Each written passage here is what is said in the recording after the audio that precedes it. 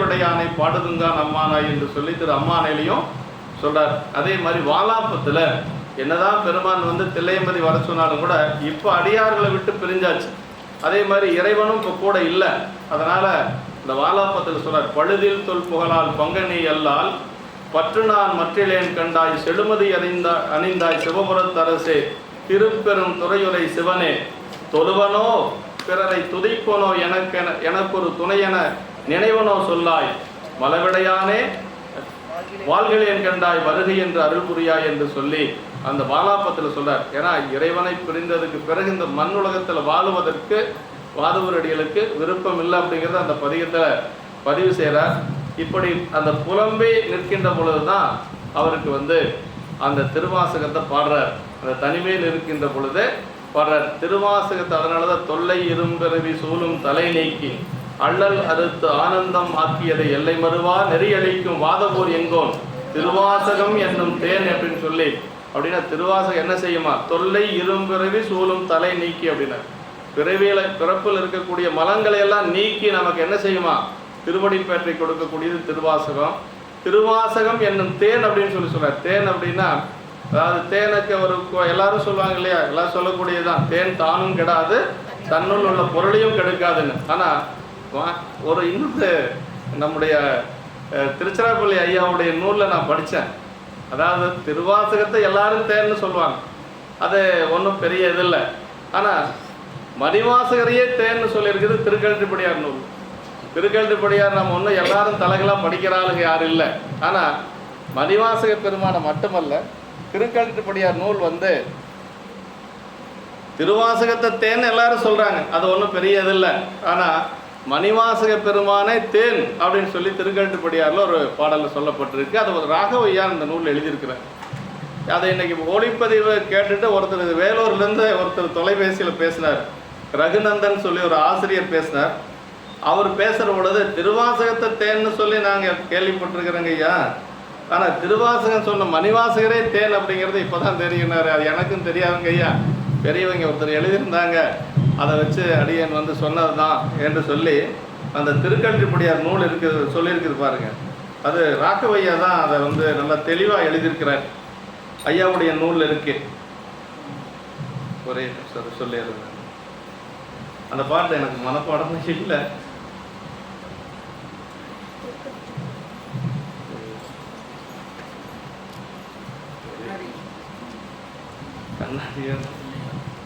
கண்ணாடி இருக்கு, உள்ள இருக்கு, எடுங்க.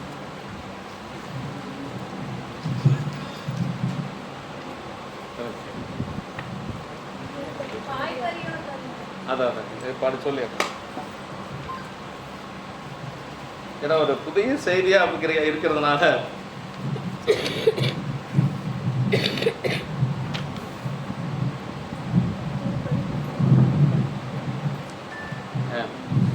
வாய்வரியோன் தந்த பரமானந்த பயனை தூயதிரு வாய்மலரால் சொல் செய்து மாயக் கருவாத யாம் அறியாவாறு செய்தான் கண்டாய் திருவாத ஊர் ஆளும் தேன் அப்படின்னு சொல்லி மணிவாசக பெருமானையே தேன்னு சொல்றாரு திருக்கழுத்துப்படியார் ஆசிரியர். திருக்கழுத்துப்படியார் வந்து சைவ சித்தாந்தத்தில் ரொம்ப பழமையான நூலுங்க. மெய்கண்டா சாத்திரத்தில் மெய்கண்டார் எழுதிய சிவஞான போதத்துக்கு முந்தைய நூல் திருக்கழுத்துப்படியார். நமக்கு அதில் பாடத்தில் இல்லை, ரொம்ப பழமையான நூல். பெரிய புராண கருத்துக்கள் நிரம்ப இருக்கும், வாதவருடிகளை பற்றி இருக்குது. அவர் சொல்கிறார் அந்த மாதிரி பாய்வரியோன் தந்த பரமானந்த பயனை அப்படின்னா பெருமான் தந்த அந்த பரமானந்தத்து பயனை தூய திரு வாய்மலரால் சொல் செய்து அந்த பெருமானுடைய அந்த திருவடி பயனை அந்த சிவபோக பயனை வந்து சொல்லாலே செய்து திருவாசகமாக நமக்கு செய்து மாய கருவாத யாம் அறியாவாறு செய்தான் அப்படின்னா மீண்டும் கருக்குழிக்குள்ளே போகாதவாறு செய்தாராம். யார்? வாதவருடிகள். இப்போ திருவாசகத்தை நல்லா படித்து பொருளோடு படித்தோன்னா நமக்கு மீண்டும் பிறப்பு கிடையாது அப்படிங்கிற. அப்படி கருவாத யாம் அறியாவாறு செய்தான் கண்டாய் திருவாதவூர் வாழும் தேன் என்று சொல்லி, அதாவது திருவாசகமும் தேனு, அதை சொன்ன ஆசிரியரும் தேனு, அதே மாதிரி அனுபவமும் தேன் போன்ற அனுபவம் என்று சொல்லி ஆசிரியர் ரொம்ப நம்ம ஐயா ரொம்ப தெளிவாக அதை பற்றி எழுதியிருக்கிறாங்க. அதெல்லாம் ஒரு எல்லாத்துக்கும் அது தெரியாது. நம்ம எல்லா நூலும் படிக்கிறது இல்லை இல்லைங்களா. எனக்கு என்னென்னா நமக்கு நால்வர் நான்மணி மாலையில் நிறைய சொல்லப்பட்டிருக்கு. வள்ளல் பெருமான் நிறைய திருவாசகத்தை பற்றி சொல்லியிருக்கிறார். இது மட்டும்தான் அது எனக்கு தெரியும். ஆனால் அந்த திருக்கழுப்படியாரில் இருக்குது இந்த செய்தி அப்படிங்கிற அந்த இது வந்து ஐயாவுடைய நூல் படித்ததுனால அடியேன் தெரிஞ்சுட்டேன்.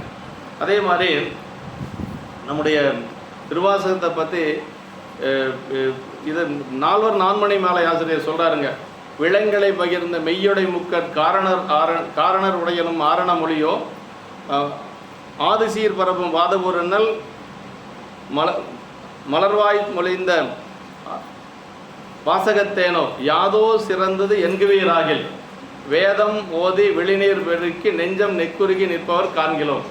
திருவாசகம் இங்கு ஒருகால் ஓதின் கருங்கல் மனமும் கசிந்துக கண்கள் தொடுமணல் கேணியில் சுரந்து நீர் பாய அன்பர் ஆகுனர் என்று மண்பதை உலகின் மற்றையர் இளரே என்று சொல்லி பெரிய பாட்டர் விலங்களை பகிர்ந்தன்னு ஆரம்பிக்கும் நால்வர் நான்மணி மாலையில் என்ன சொல்கிறாருன்னா, வேதங்கள் எல்லாம் யார் சொன்னாங்க அப்படின்னா சிவபெருமான் சொன்னது இல்லைங்களா. வேதங்கள் ஆகமங்கள் எல்லாமே சிவபெருமான் சொன்னது. ஆனால் அந்த வேதத்தை சொல்லி நெஞ்சமெல்லாம் உருகி அப்படி கண்ணில் தண்ணி வந்து நிற்கிறத யாரையும் நான் பார்த்தது இல்லை அப்படி சொல்கிறார் சிவபிரகாச சாமிகள் சொல்கிறார். ஆனால் திருவாசகத்தை ஒரு முறை சொன்னாவே அப்படியே கருங்கல் மனமும் கசிந்துக கண்கள் அப்படின்னார். அது கல் போன்ற அதை கல்லா மனத்து கடைப்பட்ட நாயனின் வல்லாளன் தென்றன் பெருந்துரையான் பிச்சேற்றி அந்த கல் போன்ற மனம் கூட கசிந்து கண்ணில் தண்ணி வருமா. அது எப்படி தண்ணி வரும்னா தொடுமணல் கேணியில் சுரந்து நீர் பாயனர். அதாவது ஆற்றங்கரையில் பார்த்தா மணல் மேடு இருக்கும், மணலில் அப்படி கையை வச்சா தண்ணீர் வரும். அது மாதிரி வருமா திருவாசகத்தை படித்தா. அது மட்டுமல்ல, ஒரு முறை திருவாசகத்தை படித்தோன்னாவே அதனுடைய மாணவராக எல்லாரும் ஆயிடுவாங்க என்று சொல்லி நமக்கு நம்முடைய சிவபிரகாச சாமிகள் சொல்கிறார். அதாவது மாற்று சமயத்துக்காரர் கூட வந்து சமயத்தை பரப்புறதுக்கு தான் அவர் வந்தார், திருவாசகம் படிக்கிறதுக்கெல்லாம் வரல. அப்படி மாற்று சமயத்துக்காரர் போப்பு கூட வந்து அவர் வந்து திருவாசகம் பயின்று அதற்கு பிறகு திருவாசக மாணவராக ஆனார் என்று சொல்லுவாங்க. என்னென்னா ரொம்ப அதில் வந்து ஒரு திருவாசகம் இந்த சிவபுராணத்தில் அதை இமைப்பொழுது வெண்ணெஞ்சில் நீங்காதான் தாழ்வாழ்க அப்படிங்கிறது அதை விட ஒரு உயர்ந்த சொல் எந்த ஒரு சமயத்திலும் இது வரைக்கும் சொல்லலை, யாரும் சொல்லலை. அதே மாதிரி நம்முடைய அப்பர் சாமிகளும் சொல்லியிருக்கிறார், திணைத்தனை பொழுது மறந்துய்வனோ அப்படின்னு சொல்லி. திணைத்தனை பொழுது இந்த மாதிரி இதெல்லாம் ஒரே பொருளை சொல்லக்கூடியதான். திணை அளவு அப்படின்னா அதுக்கு மேலே பொழுது சொல்ல முடியாது. அதாவது கண்ணை மூடி முழிக்கிற நேரம் கூட பெருமானை நான் மறந்து இருக்கிறது இல்லை என்று சொல்லி மணிவாசக பெருமான் தான் சொல்ல, நமச்சிவாய வாழ்க நாதன் தாழ்வாழ்க இமைப்பொழுதும் என் நெஞ்சில் நீங்காதான் தாழ்வாழ்க. எந்த ஒரு சமயத்திலே இதை விட ஒரு உயர்ந்த சொல் சொல்லப்படலை அப்படின்னு சொல்லுவாங்க. ஏன்னா மணிவாசக பெருமான் எப்படின்னா அறிவே சிவமாக விளங்கியவர் மணிவாசக பெருமான். அதனால் திருவாசகத்துக்கு வந்து பொருள் எழுதக்கூடாது அப்படின்னு சொல்லி ஒரு காலத்தில் ஒரு நியதி இருந்தது. அதாவது மகாவித்வான் மீனாட்சி சுந்தரம் பிள்ளையினுடைய மாணவர் வந்து திருச்சிராப்பள்ளி, அவர் பேர் என்ன, தியாகராஜ செட்டியார். தியாகராஜ செட்டியார் இதில் எழுதி வச்சிருந்தேன், குறித்து வச்சிருந்தேன்.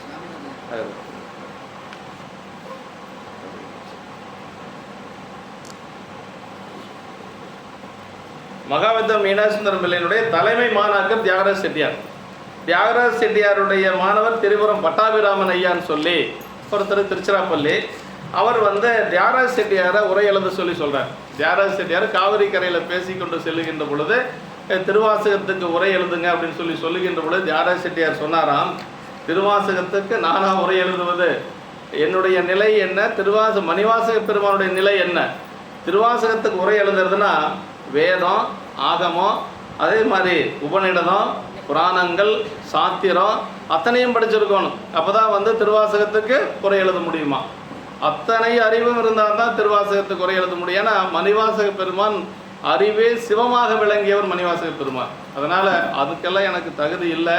அப்படி இதுக்கு மேலே நீங்கள் வந்து உரை எழுத சொன்னீங்கன்னா இந்த காவிரியில் குறித்து என்னுடைய உயிரை நான் போக்கிக்குவேன், இனிமேல் வந்து உரை எழுத சொல்லிடாதீங்க அப்படின்னு சொல்லிட்டு போயிட்டாராம். ஆனால் அதற்கு பிறகு வந்து ஒரு 3-4 உரை ரொம்ப முக்கியமான உரை எழுதியிருக்காங்க. தண்டபாணி தேசிகர் ஐயா எழுதியிருக்கிறார், நல்ல உரை தண்டபாணி தேசிகர். அதற்கு அதே மாதிரி அருணை வடிவேல் முதலியார் என்று சொல்லி தர்மயாதீன புலவர் அவர் உரை எழுதியிருக்கிறார். காசு பிள்ளை என்று சொல்லி திருநெல்வேலியை சார்ந்த சுப்பிரமணிய பிள்ளை உரை எழுதியிருக்கிறார். இப்போ கொங்கு நாட்டில் நம்முடைய சிவக்கமணி ஐயாவுடைய மருமகனார் கண்ணாயிரம் ஐயா அவர்கள் வந்து 7 வால்யூம் உரை எழுதியிருக்கிறார். நல்லா இருக்கு, அந்த உரையும் நல்லா இருக்கும், கொஞ்சம் நீளமான உரையாக இருக்கும். பாரம்பரியமான உரை அப்படின்னு சொன்னால் 2 உரை சொல்லுவாங்க. மகாவித்வான் மீனாட்சி சுந்தரம் பிள்ளை ஐயாவுடைய உரை ஒன்று, இன்னொன்று வந்து தண்டபாணி தேசிகர் ஐயாவுடைய உரை ஒன்று, இன்னொன்று அருணை வடிவேல் முதலியாருடைய உரை. ரெண்டுமே வந்து ரொம்ப பாரம்பரியமான உரையாக சொல்லப்படுவது. இப்படி அவ்வளவு எங்களுடைய வையாபுரி ஐயா வந்து உரை எழுதலை, ஆனால் வகுப்பு நடத்தினாங்க. அந்த வகுப்பில் அடியானெல்லாம் போயிருந்து அப்படி ஐயா வந்து திருவாசகத்தை பற்றி சொல்லுகின்ற பொழுது அந்த திரு அப்படிங்கிற அடைமொழியை ஒவ்வொன்றா சொல்வார். அந்த திரு என்று சொல்லக்கூடிய அடைமொழி முதல்ல எழுத்துக்கு அடைமொழி. ஆனால் அதில் இருக்கக்கூடிய ஒவ்வொரு எழுத்துமே சிவத்தை குறிக்கக்கூடிய திருவாசகத்துக்கு அவ்வளவு சிறப்பு. அந்த திரு என்று சொல்லக்கூடிய சொல் முதல்ல எழுத்துக்கு அடைமொழியாகி, அப்புறம் சொல்லுக்கு அடைமொழியாகி, அப்புறம் ஒரு வாக்கியத்திற்கு அடைமொழியாகி, அதே ஒரு பாடலுக்கு அடைமொழியாகி, ஒரு பதிகத்துக்கு அடைமொழியாகி, நூலுக்கு அடைமொழி என்று சொல்லி அப்படி அதை சொல்வார். ஏன்னா திரு அப்படின்னா என்ன தெரியுங்களா? சிவம்னு அர்த்தம். ஞானசம்பந்த பெருமான் ஒரு இடத்துல சேக்கிழார் பெருமான் தாவில் தனி சிவஞான சம்பந்தராயினார் அப்படின்பார். திரு என்று சொன்னாவே சிவம்னு அர்த்தம். சிவமே பெருந்திரு எய்திற்றுள்ளேன், நீ நண்பருள்ளாம் சிவமே பெருந்திரு எய்திற்றுள்ளேன் என்று சொல்லி நம்முடைய மணிவாசக பெருமானும் பாடியிருக்கிறார். அப்போ சிவம் என்று சொல்லக்கூடிய சிவமே விளங்கக்கூடியது திருவாசகம். அதனுடைய ஒவ்வொரு எழுத்துக்கும் சொல்லுக்கு பொருளுக்கு அதே மாதிரி செய்யுளுக்கும் நூலுக்கும் அடைமொழி திரு என்று சொல்லுவது என்று சொல்லுவாங்க. அவ்வளவு சிறப்புடைய நம்முடைய திருவாசகத்துக்கு பெரியவங்க நிறைய பேர் வந்து பொருள் சொல்லியிருக்கிறாங்க. அந்த ஒரு அனுபவம் இதெல்லாம் நமக்கு வந்து அதை நூலாசிரியருடைய அனுபவத்தை முதல்ல நம்ம தெரிஞ்சுக்கணும். அவருடைய மனநிலை என்ன அப்படிங்கிறத தெரிஞ்சுக்கணும். இந்த நூலை படிக்கிறதுக்கு முன்னாடி நூலாசிரியருடைய மனநிலை தெரிஞ்சால் தான் அந்த நூலுக்குள்ளே நம்ம முழுசும் உள்ளே போக முடியும். பெருமானை நிறைய பாடியிருக்கிறார், உருகி உருகி பாடியிருக்கிறார் இல்லைங்களா? மணிவாசக பெருமான் வந்து இறைவனை ரொம்ப உருகி பாடியிருக்கிறார். தன்னை வந்து எந்த இடத்துலையும் பெருசாக காட்டிக்கவே இல்லை. அதான் அந்த சுட்டறுத்தல்ல அடியான் கூட பாட சொன்ன இல்லைங்களா? அதில் சொல்கிறார் பாருங்க, வெள்ளந்தால் விரிசடையாய் விடையாய் விண்ணோர் பெருமானை என கேட்ட வேட்ட நெஞ்சாய் பள்ளந்தால் உருமுனையில் கீழ்மேலாக பதைத்துருகும் அவர் நிற்க என்னை ஆண்டாய்க்கு அப்படின்னு அவர் சொல்கிறாரு. நல்ல அடியார்கள், இறைவன் மீது அன்புள்ள அடியார்கள், வெள்ளந்தால் விரிசடையாய் விடையோய் விண்ணோர் பெருமானே அப்படின்னு அதை கேட்டாவே வந்து அப்படியே நெஞ்சு உருகி கண்ணில் அப்படியே தண்ணி வருமா. எப்படி வரும்னா பள்ளத்தை நோக்கி வரக்கூடிய ஒரு நீர் போல பாயுமா. அப்படியெல்லாம் அடியார்கள் இருக்கிற பொழுது பெருமானே நீங்கள் என்ன போய் ஆட்கொண்டு இருக்கிறீங்க, நான் எப்படிப்பட்டவன் தெரியுங்களா? எனக்கு உள்ளமெல்லாம் கல், என்னுடைய கண்ணெல்லாம் அப்படியே மரமாக இருக்குது. உங்களுடைய கேட்ட உடனே எனக்கு அப்படியே உடம்பு பூரா கண்ணாக இருந்து எனக்கு தண்ணீர் வந்திருக்கணும். ஆனால் அப்படியெல்லாம் வரலை. ஏன் வரலைன்னா என்னுடைய நெஞ்சு கல்லாக இருக்குது, என்னுடைய கண்கள் எல்லாம் மரமாக இருக்குது. இப்படி எனக்கு வந்து இந்த சாமி இப்படி அருள் செய்திருக்கிறீங்களேன்னு சொல்லி அந்த சுட்டறுத்தல்ல சொல்கிறாருங்க. அதாவது பெருமானுடைய திருவருள் எவ்வளவு உயர்ந்தது, அதை அனுபவிக்கக்கூடிய அடியார்கள் எப்படி இருப்பாங்க, நான் எப்படி இருக்கிறேன் என்று சொல்லி அதில் சொல்கிறாரு. ஆமாம், பள்ளந்தால் உருவனில் கீழ்மேலாக பதைத்துருகவனுக்கு என்னை ஆண்டாய்க்குனார். அப்படி மேட்டிலிருந்து மலையிலிருந்து ஒரு பள்ளத்தை நோக்கி வரக்கூடிய நீர் போல அவங்க கண்ணில் அப்படி தண்ணீர் வருமா. அப்படியெல்லாம் அடியார்கள் இருக்கிற பொழுது என்ன போய் நீங்கள் ஆட்கொண்டிருக்கிறீங்களே அப்படின்னு சொல்லி சொல்கிறாரு. ஞானசம்பந்த பெருமானுக்கு இதே மாதிரி சேக்கிழார் பெருமான் கண்ணப்ப நாயனாரை பார்க்கிற பொழுது அவருக்கு இந்த அனுபவம் வருதுங்க. அதாவது காலத்தினாரை பார்க்கிற பொழுது கூட அந்த அனுபவம் வந்ததுன்னு சொல்லலை சேக்கிழார் பெருமான். கண்ணப்ப நாயனாரை பார்த்த உடனே வருதுங்க. அன்பின் மெய்மை உருவினையும் அன்பின் உள்ளே மண்ணு வெள்ள செஞ்சடை கற்றை நெற்றி செங்கன் விமலரையும் உடன்கண்ட விருப்பம் பொங்க இதே சொல்ல அங்கே வருது பாருங்க. பள்ளத்தில் உருவனல் போல் பாய்ந்து செல்லன் வள்ளி பரிந்தளித்த ஞானவார் அமுதம் உண்டார், அப்படி பலமுறையும் வீழ்ந்தெழுந்து வணங்கினார் அப்படின்னு சொல்லி சொன்னார். நம்முடைய ஞானசம்பந்த பிள்ளையாருக்கு கண்ணப்ப நாயனாரை பார்த்த உடனே முதல்ல யாரு தெரிஞ்சாங்கன்னா காலத்தினாதர் தெரிஞ்சார். காலத்தினாதர் தெரிஞ்ச உடனே அவர் கண்ணில் என்ன வந்தது, அப்படியே பள்ளத்தை நோக்கி வரக்கூடிய நீர் போல பாய்ந்து வந்தது என்று சொல்லி அவருடைய அனுபவத்தை சேக்கிழார் பெருமான் அந்த ஞானசம்பந்த பெருமானுடைய புராணத்தில் சொல்லியிருக்கிறாருங்க. அது மாதிரி இறைவனை எப்படி மெய்யுருகி நெஞ்சுருகி வழிபாடு செய்யணும் அப்படிங்கிறது பல இடங்களில் சொல்லப்பட்டிருந்தாலும் கூட அவருடைய எண்ணமெல்லாம் என்ன அப்படிங்கிறத நம்ம கொஞ்சம் இன்னைக்கு சிந்திக்கும். அதாவது அவருடைய எண்ணம் எப்படி இருந்தது அப்படின்னா அடியாரோடு இருக்கணும் அப்படிங்கிறது தான் அவருடைய எண்ணமாக இருக்கும். நமக்கு பெரிய புராணத்துக்கு விட்டா இன்னொரு நூல் அடியார்களை பற்றி அதிகமாக பேசப்பட்ட நூல் என்னன்னா திருவாசகம் தான். வாதவூரடிகள் வந்து அடியார்களை பிரிந்து இருக்க விரும்பவே இல்லை. அவருக்கு திருக்கூட்டம் தான் ரொம்ப உயர்ந்தது. இறைவனிடத்தில் கேட்ட ஒரே ஒரு வர என்னன்னா அடியாரோடு இருக்கணும் அப்படிங்கிறது தான். முக்தி கூட அவர் கேட்ட மாதிரி தெரியல. அவர் கேட்டது அதான் சொல்றார். அது நம்முடைய ராகவையா இன்னொரு செய்தி அற்புதமான செய்தி எழுதியிருந்தார். நாடகத்தால் உன் அடியார் போல் நடித்து நானடுவே வீடகத்தை புகுந்திடுவான் மிக பெரிது விரைகின்றேன். ஆடகச்சீர் மலைக்குன்ற இடையறா அன்புனக்கு என் ஊடகத்தை நின்றுருக தந்தரியம் உடையானேன்னு பாடுறாரு பாருங்க. அதில் என்ன சொல்றாருன்னா, உண்மையான அடியார் இல்லாத இருந்தாலும் பரவாயில்லையா, அடியார் போல நடிச்சா கூட அந்த வேடம் இருக்குது பாருங்க, அதை நம்மளை அடியாரில் கூட கொண்டு போய் சேர்த்திடணும் சொல்றாரு. ராகவையா உரை எழுதியிருக்கிறார். அதுக்கு ஒரு உதாரணம் ஒன்று சொன்னார். நடந்த ஒரு செய்தி, ஒரு வீரசைவ திருமணம். அந்த வீரசைவ திருமணத்தில் லிங்க தாரணம் போடுறது அப்படிங்கிற லிங்கம் போட்டுக்குவாங்க இல்லைங்களா. நம்ம கூட நிறைய வீரசைவர்கள் இருக்கிறாங்க. நான் ஒரு முறை இந்த சேலத்துக்கு பக்கத்தால் இளம்பில்லை, அந்த ஊரில் ஒரு பெரியவர், ரொம்ப பெரிய ஆள் அவர் நாங்கள்லாம் பேசிகிட்டு இருக்கிற பொழுது அவர் சொன்னார், நாங்கள்லாம் வீர செய்வோங்க, வீரமாக சைவத்தை விட்டுட்டோங்க அப்படின்னாரு. அப்படின்னா குடும்பம் வீர செய்வோம், ஆனால் அவங்கெல்லாம் சைவத்தில் இல்லை. ஆனால் இன்றைக்கி ஒரு சிலர் அதை காப்பாற்றுறாங்க. அந்த பசவன்னர் என்று சொல்லி அவங்களுடைய பாரம்பரியத்தில் வந்தவங்க அவங்கெல்லாம் தொடவே கூடாது. அவங்கெல்லாம் வந்துங்க, நம்ம கூட ஏதோ சூழ்நிலை அப்படி இருந்தது, அப்புறம் மீண்டும் நம்ம பெருமான் திருவருளால் இப்படி வந்திருக்கிறோம். ஆனால் பிறந்தது முதலாக தொடவே கூடாதுங்க. அவங்கெல்லாம் வீரசைவர். நம்ம ஊரில் சங்கமர் அப்படின்னு இருக்கிறாங்க இல்லைங்களா, அவங்க தான் வீரசைவர், சங்கமர் அப்படிங்கிறவங்க தான். ஆமாம், அவங்கெல்லாம் பூர்வீகம் கர்நாடகா. அந்த ஒரு மடம், அந்த மடத்தில் தினசரி அந்த லிங்கம் போட்டவங்களுக்கு அந்த வசவண்ணர் வந்து தீபாரதனை காட்டி அவங்களுக்கு சாப்பாடு போடுவார். எப்பொழுதும் சாப்பாடு நடக்கும். அந்த திருமணத்தில் லிங்கம் போட்டிருந்தா தினசரி சாப்பாடு கிடைக்கும். இதை 2 திருடனுக்கு தெரிஞ்சுக்கிறானுங்க. சரி, அங்கே போனால் சாப்பாடு கிடைக்கும். சரி, சாப்பாடு கிடைக்குன்னா லிங்கம் வேணுமே. லிங்கத்துக்கு என்ன பண்ணுறது, கத்திரிக்காயை கட்டி போட்டான். கத்திரிக்காயை துணியில் கட்டி லிங்கம் மாதிரி அப்படி போட்டான். சரி, போட்டுட்டு எல்லா அடியார்களும் உட்காந்துருக்குறாங்க. இவங்களும் 2 பேரும் போய் அங்கே உட்காந்துட்டாங்களாம். அப்படி உட்கார்ந்துருக்கிற பொழுது அந்த வசவண்ணர் வந்து எல்லாத்துக்கும் தீபாரதனை காட்டுவாராம். அப்படி எல்லாத்துக்கும் தீபாரதனை காட்டுற பொழுது அவங்களுக்கும் காட்டுற பொழுது பயந்து நடுங்கிறாங்க 2 பேரும். என்ன வந்துட்டு இன்னைக்கு மாட்டிட்டோம், எப்படி பிடிச்சி நம்மளை வெளியே இழுத்தெறிய போகிறாங்க அப்படின்னு பயந்துட்டு தான் உட்காந்துட்டு வந்துருக்குறாங்க. ஆனால் தீபாரனை காட்டினோடனே அந்த கத்திரிக்காய் சிவலிங்கமாக மாறிடுச்சு. இது ராகவையை எழுதியிருக்கிறார். ரொம்ப அருமையாக இருந்தது எனக்கு படிக்கிற பொழுது. அந்த கத்திரிக்காய் சிவலிங்கமாக மாறிடுச்சான். சிவலிங்கமாக மாறினது மட்டும் இல்லை, அவங்க 2 பேரும் வீரசைவராக மாறிட்டாங்க. இப்படி எல்லாம், அதாவது அடியார் மாதிரி நடித்தாவே கூட அந்த நடிப்பை என்ன வாக்கிறோம், அடியாராக மாற்றிடும். அது வாதவூரடிகளுடைய அந்த பாடலுக்கு ஐயா அந்த கதையை சொல்லி நல்லா விளக்கல. அதிகமாக படிக்கலை, ஒரு சுமார் 1/2 மணி நேரம் தான் நான் படித்தேன். இந்த நூல் சரவணமுத்து ஐயா தான் எனக்கு கொடுத்துருந்தாருன்னு நினைக்கிறேன். ரொம்ப நிறைய செய்திகள் இருக்குது, ரொம்ப ரொம்ப ஆச்சரியமாக இருக்குது. இப்படி நிறைய திருவாசகத்தில் வந்து அங்கங்கே அப்படி கொட்டி கிடக்கு. பெருமான் எதை விரும்புவார் அப்படிங்கிறத திருவாசகத்தில் சொல்லப்பட்டிருக்கு. பிடித்த பத்தில் சொல்கிறார், பாசவீரருக்கும் பழம்பொருள் தன்னை பற்றுவார் அடியநேர் கரடி பூசனை உகந்து என் சிந்தையில் புகுந்து பூங்கடல் காட்டிய பொருள் என்ன தேசுடை விளக்கே செழுஞ்சுடர் மூர்த்தி செல்வமே சிவபெருமான ஈசனே உன்னை சிக்கனர் பிடித்தேன் எங்களிடம் தருளுவது இணையனர். அப்போ பெருமானுக்கு பிடித்தது என்னன்னா பூசனை அப்படிங்கிறத அங்கே சொல்கிறாரு. ஆமாம், பூசனை உகந்து என் சிந்தையில் புகுந்து பூங்கடல் காட்டிய பொருள் என்ன.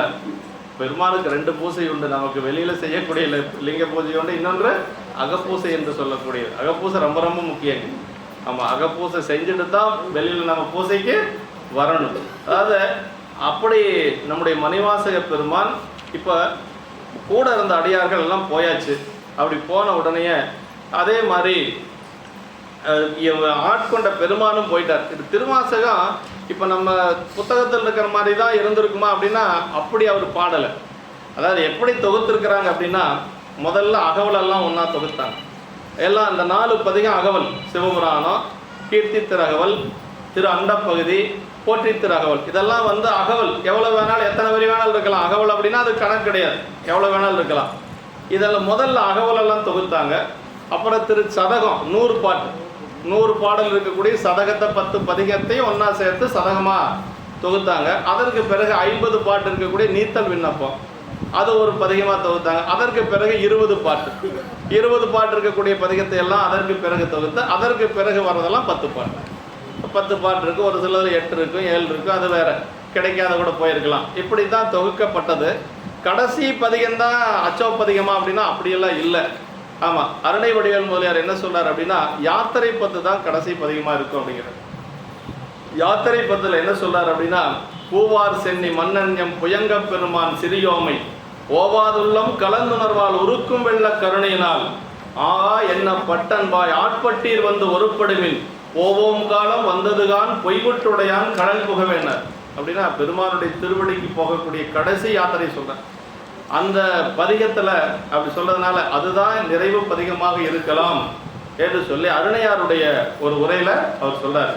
அப்படின்னா பெரியவங்க சொல்றாங்கன்னா ஏதோ ஒரு காரணம் பற்றி சொல்லியிருக்கலாம். அப்ப தொகுக்கப்பட்டது வேற, அவர் பாடியது வேற, அந்த மாதிரி தான் நம்ம எடுத்துக்க முடியுங்க. இப்ப மணிவாசக பெருமான தில்லையம்பதி வாப்பா அப்படின்னு சொல்லிட்டு பெருமான் மறைஞ்சிடுறார். அதற்கு பிறகு அவர் முதலாவதாக போன தான் உத்தரகோச மங்கை. உத்தரகோச மங்கைக்கு போறார். உத்தரகோச மங்கைக்கு சென்று அங்கு பார்த்தா சாமியை தேடுது. இங்கே தானே வர சொன்னாரு பெருமான், இங்கே தானே வர சொன்னார். எல்லா பக்கம் தேடுறார். அங்கே தேடுகின்ற பொழுது சாமியை பார்க்க முடியல. அப்படி பார்க்க முடியாதனால தான் அந்த கடையவனேனை கருணையினால் கலந்து ஆண்டு கொண்ட விடையவனை விட்டுடுதி கண்டாய், விரல் வேங்கையின் தோல் உடையவனே மண்ணும் உத்தரகோச மங்கைக்கரசே, சடையவனே தளர்ந்தேன் எம்பிரான் என்னை தாங்கிக் கொள்ளேன். அந்த பதிகத்தில் என்ன சொல்லாருன்னா விட்டுடுதி கண்டாய் அப்படின்னார். சாமி விட்டுருவாரா அப்படின்னு சொல்லி அவருக்கே ஒரு பயம். வர சொல்லிட்டாரு, என்ன காட்சி கொடுக்கலையே, அதனால சாமி விட்டுருவீங்களா என்று சொல்லி விட்டுடுதி கண்டா என்று சொல்லி அப்புறம்தான் சடையவனே தளர்ந்தேன், என்னால் ஒன்றும் முடியலை, தாங்கிக் கொள்ளே என்று சொல்லி பெருமான் இடத்துல. அதாவது நமக்கு என்ன அப்படின்னா நம்மளால ஒன்றும் முடியல, யாருக்கிட்ட போய் நம்ம துன்பத்தை சொல்ல முடியும்? கடைசியாக பெருமான் அந்த டோட்டல் சரண்டர் அப்படின்னு சொல்லி சொல்லும் பாருங்க, அதுதான் அந்த பதிகம். அவன் விட்டுடுதி கண்டாய் விட்டுடுதி கண்டாயினே கிடையாது. அந்த 50 பாட்டிலையும் பாடுறார். அதற்கு பிறகு பெருமான் காட்சி கொடுக்கிறார். காட்சி கொடுத்து அவருக்கு அட்டமா சித்திகள் என்று சொல்லக்கூடிய எண் வகை சித்திகளை கொடுக்கிறார். அங்கே தான் அட்டமா சித்தி கொடுத்தது. அதற்கு பிறகு பெருமான் அங்கே கொஞ்ச நாள் இருக்கிறார் திருப்பெருந்துறையில். ரொம்ப பழமையான பதி திருப்பெருந்துறை. இப்போதான் நான் உத்தரகோச மங்கை திருப்பெருந்துறையிலிருந்து இப்போ உத்தரகோச மங்கைக்கு வரார். அப்படி உத்தரகோச மங்கைக்கு வருகின்ற பொழுது, அதாவது மணிவாசக பெருமானுடைய எது அப்படின்னா ஒரு யாத்திரை. எங்கிருந்து திருப்பெருந்துறையிலிருந்து தில்லையம்பதி வரைக்கும் ஒரு யாத்திரை, அவ்வளோதான். அதோட முடிஞ்சு போச்சு.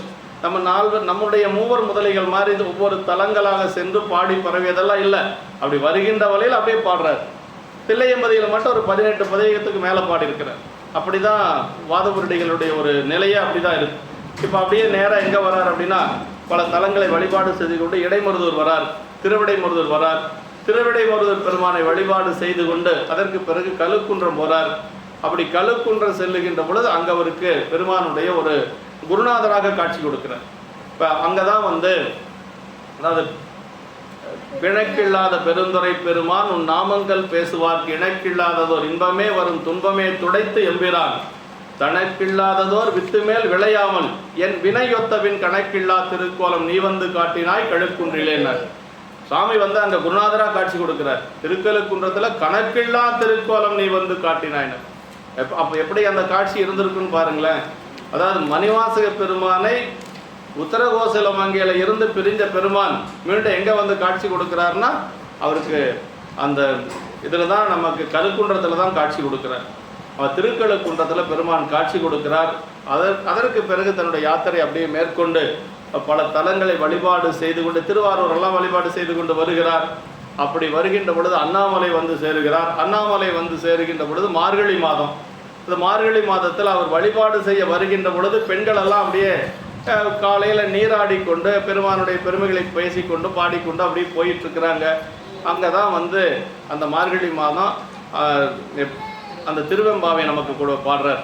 திருவெம்பாவையில் என்னென்னா முதல் 10 பாடல்கள் துயில் எழுப்புவது, அப்புறம் அது அடுத்த 11லிருந்து 20 பாட்டு நீராட செல்லுவது, நீராடிக்கொண்டே பெருமானுடைய பெருமைகளை பேசுவது. இதுதான் திருவெம்பாவில் இருக்கக்கூடியது. திருவெம்பாவை எல்லாம் பாடி அருள் செய்து அதற்கு பிறகு தில்லையம்பதி வருகிறார். தில்லையம்பதி வருகின்ற பொழுது முதல்ல கண்டப்பத்து பாடுறார். இந்திரிய வயமயங்கி இறப்பதற்கே காரணமா என்று சொல்லக்கூடிய கண்டப்பத்து பாடி அங்கே ஒரு பரணசாலை, அங்கே ஒரு தவச்சாலை அமைத்து கொண்டு நீண்ட நாட்கள் அங்கே தான் இருக்க போகிறார். தில்லையம்பதியில் தான் அவர் இருக்கிறார். அப்படி தில்லையம்பதியில் இருக்கின்ற பொழுது தான் அவர் பல பதிகங்களை பாடுறார். கோத்தும்பி பாடுறார். அதே மாதிரி அந்த கோத்தும்பியில் திணைத்தனையுள்ளதோர் பூவினில் தேனுண்ணாத நினைதொரும் காண்தொரும் பேசுந்தொரும் எப்பொழுதும் அனைத்து எலும்பு உள்நக ஆனந்த தேன் சுரியும் குனிப்புடையானுக்கே சென்றுவதாய் கோத்தும்பின்னு சொல்லி அந்த வண்டை பார்த்து அரச வண்டை பார்த்து சொல்கிறார். என்ன சொல்கிறாருன்னா திணைத்தனையுள்ளதோர் பூவினில் தேன் உண்ணாதே அப்படின்னார். அந்த பூவில் இருக்கக்கூடிய தேன் ஒரு திணையளவு தேன் அது என்ன இன்பத்தை கொடுக்க போகுது, அது குடிச்சு கொஞ்ச நேரத்திலேயே அந்த இன்பம் போயிடும். அப்படின்னா அதை விட பெரிய தேன் உள்ளுக்குள்ள இருக்கு. அதை வந்து எப்படி பார்த்தா போதும், நினைச்சா போதும், பேசினா போதும், அனைத்து எலும்புகளும் உள்ளுருகும். அந்த மாதிரி ஒரு தேன் உள்ள இருக்கு, அதை போய் வழிபாடு செய் அப்படின்னு சொல்லி வண்டை நோக்கி சொன்னாலும் அது என்ன காரணம், என்ன ஒரு அதனுடைய பொருள் என்னன்னா, அதாவது பூ என்று சொல்லுவது உலகியல் இன்பங்கள், பூ என்று சொல்லுவது உலகியல், அந்த தேன் என்று சொல்லுவது உலகியல் இன்பங்கள். இந்த உலகியல் இன்பங்களையே அனுபவித்து கொண்டிருந்தால் பேரின்பம் என்று சொல்லக்கூடிய இறைவனுடைய திருவருள் கிடைக்காது அப்படிங்கிறத அங்கே சொல்றாருங்க. அதாவது திணைத்தனை உள்ளதோர் பூவினில் தேன் உண்ணாதேனர். பூ என்று சொல்லுவது உலகியல் இன்பம் என்று சொல்லுவது, தேன் என்று சொல்லுவது உலகியல் இன்பங்கள். அதையவே அனுபவித்து கொண்டிருந்தால் இறைவனுடைய திருவருளை நம்ம அனுபவிக்க முடியாது என்று சொல்லி அதான் அங்கதான் சொல்றார், திணைத்தனை உள்ளதோர் பூவினில் தேன் உள்ளாது நினைதோறும் காந்தோறும் பேசுந்தோறும் எப்பொழுதும் அனைத்து எழும்பு உள்நக ஆனந்த தேன் சுரியும் குனிப்புடையானுக்கு சென்றுவதாய் கோத்தும்பி என்று சொல்லி அந்த பதிகத்தில் சொல்றார். அந்த பதிகத்தில் தான் கண்ணப்பர் ஒப்பதோர் அன்பின்மை கண்டபின் எண்ணப்பர் என்னொப்பில் என்னையும் ஆட்கொண்டருளி வண்ணப்பணித்து என்னை வாயென்ற வான்கருணை சுண்ணப்பொன் நீற்றற்கே சென்றுவதாய் கோத்தும்பி என்று சொல்லி அந்த பதிகத்தில் தான் அது கண்ணப்பரை எல்லாம் ஆட்கொண்டதற்கு பிறகு என்னொப்பில் என்னையும் ஆட்கொண்டருளினார். என்ன காரணத்தை கொண்டு என்னை நீங்கள் ஆட்கொண்டு அப்படின்னா கண்ணப்பருடைய அன்புக்கு மேலே இன்னொரு அன்பு சொல்ல முடியாது. பெருமானிடத்திலே கண்ணப்பர் வைத்த அன்பு அவங்க 2 பேர்த்துக்கு மட்டும்தான் தெரியுங்க. கண்ணப்பருக்கு தெரியும், அவரை ஆட்கொண்ட காலத்தினாதருக்கு தெரியும், வேறு யாருக்கும் தெரியாது. ஏன்னா கடைசி பாட்டில் சேக்கிழார் பெருமான் சொல்வார், தம்பெருமான் சாத்தின் திருநீற்று சார்புடைய எம்பெருமான் ஏனாதிநாதர் கழல் இறைஞ்சி உம்பருகிறான் காலத்து உத்தமருக்கு கண்ணப்போ நம்பெருமான் கண்ணப்பர் செய்தவனி நாம் தெரிந்தவாறு உரைப்பாம் அப்படின்னா 186 பாட்டு பாடின சேக்கிழார் பெருமான் சொல்லாரு, ஏதோ எனக்கு தெரிஞ்ச அளவுக்கு நான் கொஞ்சம் சொல்லிக்கிறேன் அப்படிங்கிறார். அப்படின்னா அது முழுமையாக யாருக்கு தெரியும்னா காலத்தினாதருக்கும் கண்ணப்பருக்கு மட்டும்தான் தெரியுங்க. அன்பின் தின்னனார் அப்படிங்கிறதுக்கே சிவகுணிய உரை என்ன சொல்லுவார்னா அன்பின் திண்மை அப்படின்றார். அன்பினுடைய திண்மை அப்படின்னு தின்னனார் அப்படிங்கிறத குழந்தை கனமாக இருந்ததுனால தின்னன்னு பேர் வச்சார் அவங்க அப்பா நாகன். ஆனால் அதனுடைய பொருள் என்ன, அன்பினுடைய திண்மை என்று சொல்லி நமக்கு சிவகுணிய உரை சொல்வார். இப்படியெல்லாம் அந்த அன்பை வியந்து அங்கே தான் பாடுறார். அதே மாதிரி நாயேனை தன்னடிகள் பாடுவித்த நாயகனை பேயேனதுள்ள பிழை பொருட்கும் பெருமையனை சீ ஏதும் இல்லாதன் செய்பணிகள் செய்கின்ற தாயான் ஐயசற்கே சென்றுவதாய் கோத்தும்பு என்று சொல்லி அந்த இடத்துல சொல்ல, அதாவது நாயேனை தன்னடிகள் பாடுவித்த நாயகனை அவர் பாடலையா, உள்ளிருந்து பாட வைத்தது யார் அப்படின்னா மணிவாசக பெருமான கூத்த பெருமான் தான் பாட வச்சிருக்கிறார். இதெல்லாம் தில்லையில் பாடப்பட்ட திருப்பதிகங்கள். நீண்ட நாட்கள் தில்லையில் இருக்கிறார். அப்படி தில்லையில் இருக்கின்ற பொழுதுதான் தில்லையில இருந்து ஒரு அதாவது ஒரு ஒரு ஒரு அடியார் வந்து ஈழம் போறார். அப்படி ஈழம் செல்லுகின்ற பொழுது அங்கே போய் அவர் எந்நேரம் அவர் வாயில் என்ன வரும்னா பொன்னம்பலம், திருச்சிற்றம்பலம், செம்பொன்னம்பலம் இதே தான் வரும் அவர் வாயில். அப்படி சொல்லிகிட்டே இருக்கிற பொழுது அரசர் வந்து அதனுடைய பொருள் என்ன அப்படின்னு சொல்லி கேட்கிறார். கூத்த பெருமான் தான் அதனுடைய பொருள் என்று சொல்லி அங்கே சொல்லுகின்ற பொழுது அதெல்லாம் ஒன்றும் இல்லை, எங்களுடைய மதம் தான் உயர்ந்தது. அங்கே ஒரு புத்த பிட்சு இருக்கிறான். அந்த புத்த மதக்காரன் அங்கே இருக்கிற பொழுது எங்களுடைய புத்தன் சொன்னது தான் உயர்ந்தது, அதெல்லாம் ஒன்றும் இல்லை அப்படின்னு சொல்லி சொல்லுகின்ற பொழுது தான் அந்த அரசனுடைய குழந்தை, ஒரு பெண் குழந்தை வாய் பேசாது இருக்குது.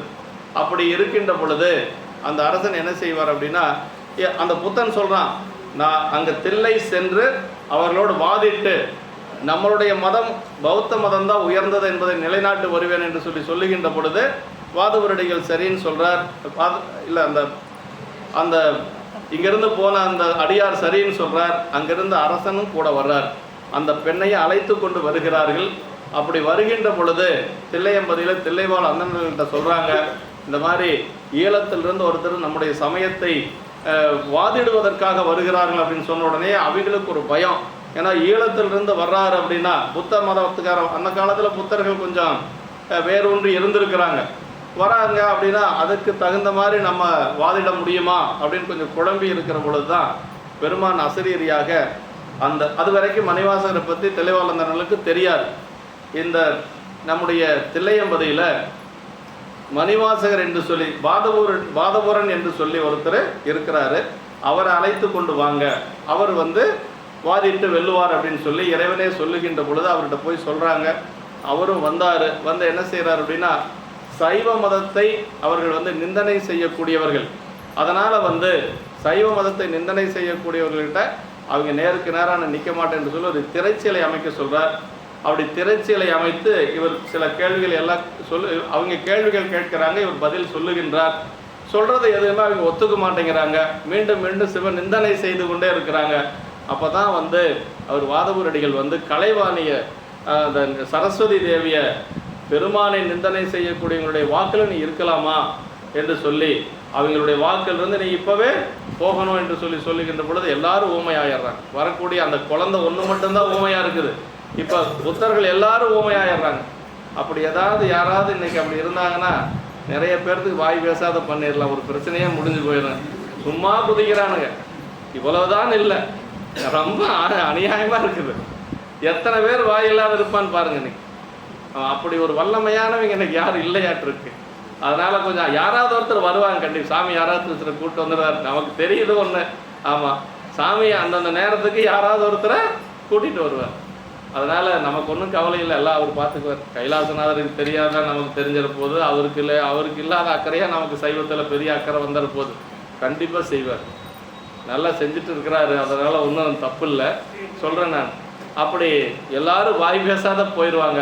அப்போ தான் அந்த ஈழ மன்னன் கூட வந்த மன்னன் வந்து என்னுடைய பெண்ணை வந்து நீங்கள் பேச வைக்கணும் அப்படின்னு சொல்ல, அப்புறம் அந்த பெண்ணை பேச வைத்து அந்த திருச்சாளரில் புத்தர்கள் சொல்லக்கூடிய கேள்விகளுக்கெல்லாம் அந்த பெண் பதில் சொல்கிறது மாதிரி அமைஞ்சது தான். பூசுவது வெந்நீர் பூண்பதுவும் பொங்கரவும் பேசுவதும் திருவாயால் மறைபோலும் காணேடி பூசுவதும் பேசுவதும் பூண்பதுவும் கொண்டென்னை ஈசனவன் எவ்வுயிர்க்கும் இயல்பானான். 2 வரி வந்து கேள்வி, 2 வரி பதில். கேள்வி கேட்கறது அந்த குழந்தை மூலமாகவே பதில் சொல்லப்பட்டது அப்படின்னு சொல்லுவாங்க.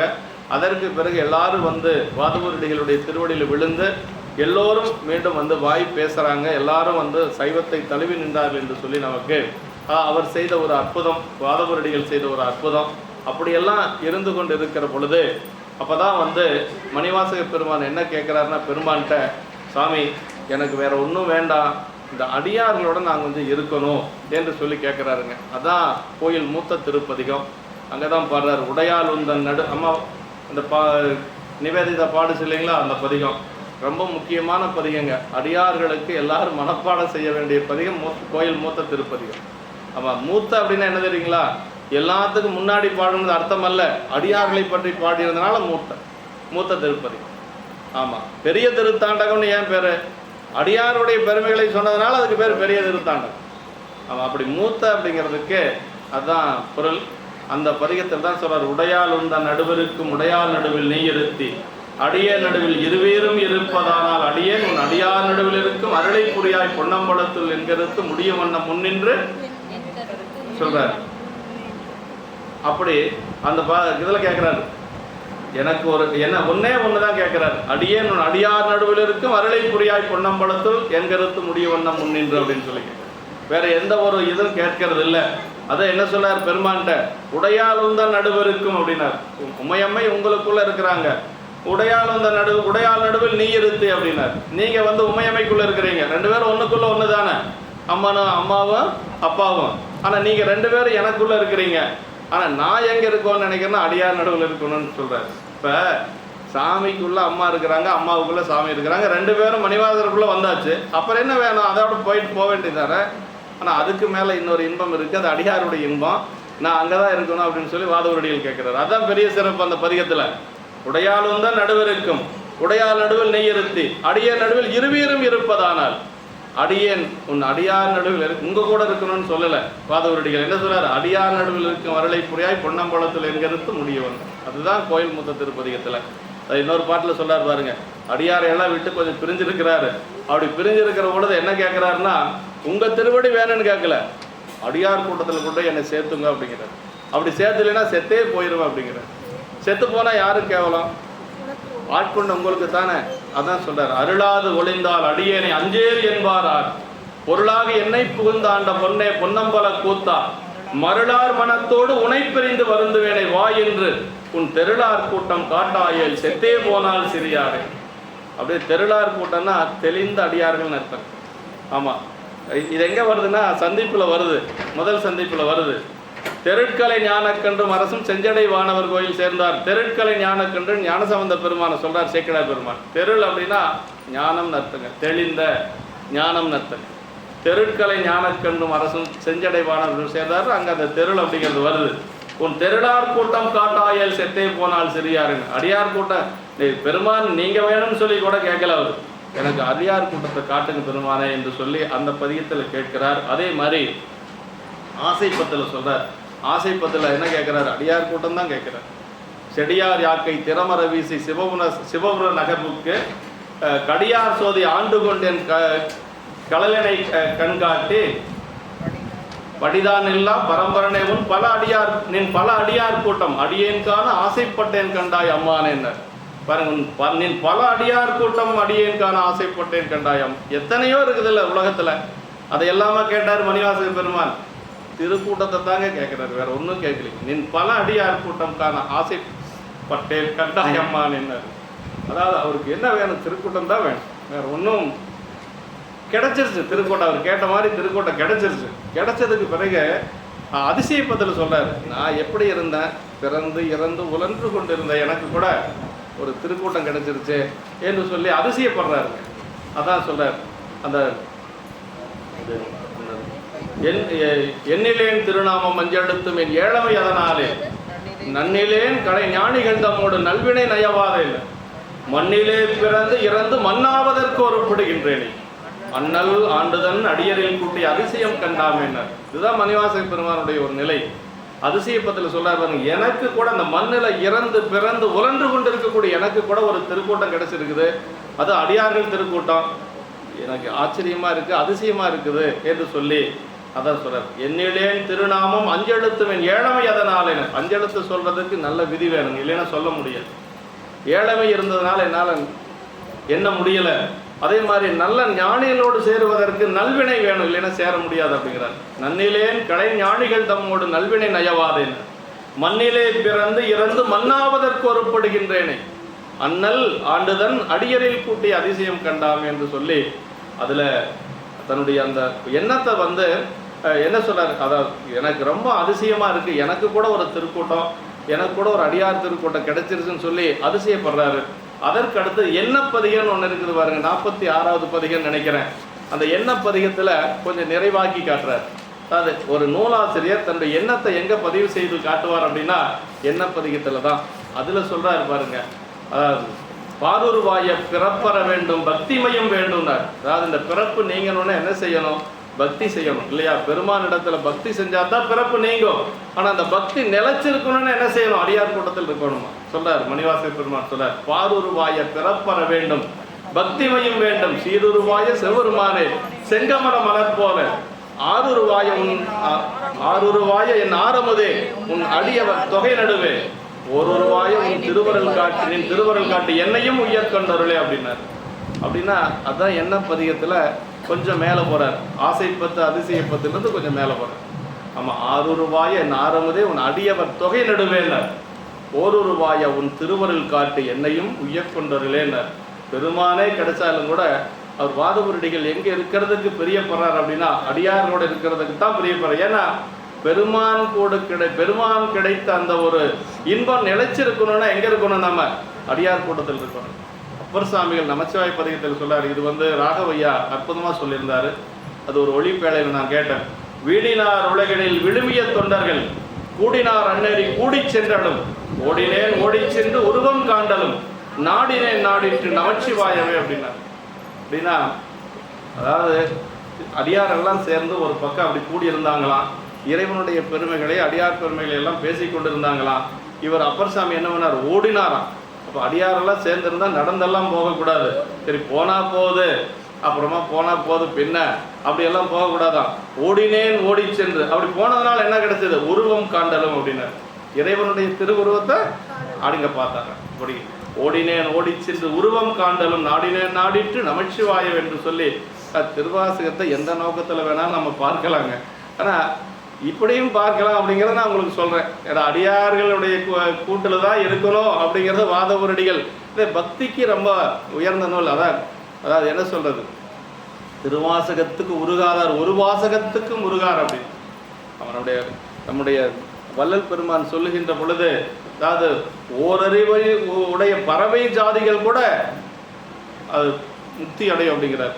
இந்த பாட்டு முதல் வரி என்னங்க? அது அது இன்னொரு பாட்டு. ஆமா, கீழ்ச்சாதி பறவைகள் வேட்டம் வரும். நல்ல பாட்டு. அது இல்லை, அருட்பாவில் வரும். என்ன? திருவருட்பாவில் வரும். அவரு அந்த அனுபவத்தை சொல்லுவார், திருவாசகத்துடைய அனுபவத்தை சொல்லுவார், நல்லா சொல்லுவார். கீழ்ப்பறவை சாதிகளும் வேட்டமுறும் எனில், பொல்லா விலங்குகளும் மெய்ஞான நாட்டமுறும் எனில் நானடைதல் வியப்பன்றே என்று சொல்லுவார். நினைவு எப்பவும் சொல்லிட்டு இருக்கிற பார்த்து நினைவு வரமாட்டேன். வள்ளல் பெருமான் சொல்றார், அதாவது திருவாசகத்தை கேட்ட பறவைகள் கூட முக்தி அடையுமா. கீழ்ப்பறவை சாதிகளும் வேட்டமுறும், பொல்லா விலங்குகளும் மெய்ஞான நாட்டமுறும் எனில் நான் அடைதல் வியப்பன்று என்று சொல்லி, நான் அந்த நிலையை அடைவது ஒன்றும் பெரிய வியப்பில்லை என்று சொல்லி நம்முடைய வள்ளல் பெருமான் அது மாதிரி சொல்வார். வான்கலந்த மாணிக்க வாசகனின் வாசகத்தை நான் கலந்து பாடுங்கள், நற்கருப்பஞ்சாற்றிலே தேன் கலந்து செலுங்கணைத்தின் சுவை கலந்து ஊன் கலந்து உவட்டாமல் உயிர்களந்து உவட்டாமல் இணைப்பதுவே என்று சொல்லி அப்படி அதனுடைய அனுபவத்தை சொல்வார்கள். அது ஒன்றும் ஞாபகம் வர மாட்டேங்குது. சரி, பரவாயில்ல, இருக்கட்டும்.